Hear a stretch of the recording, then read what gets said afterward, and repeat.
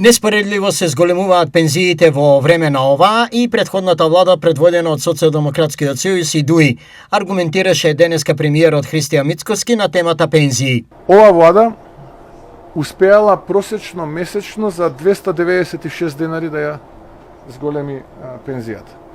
Додека претходната влада за 83 месеци успеала за 91 денар. Или кога ќе се споредат овие два параметри, доаѓаме за 3,25 пати повеќе сега, отколку во времето на владата на СДСМ и ДУИ, или тоа е математички прецизно 325%. Мицкоски со уште една паралела. Еве да ги споредуваме првите 25-6 месеци од претходната влада во периодот јуни 17, јуни-јули 19, со овие 25-6 месеци од оваа влада. Односно, тогаш просечната старосна пензија за првите 25-6 месеци од претходната влада се зголемила за цели 540 денари.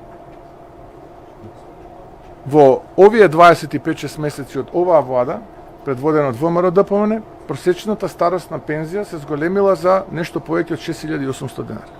Или математички прецизно, тоа е повеќе од 12,5 пати. Таа е разликата.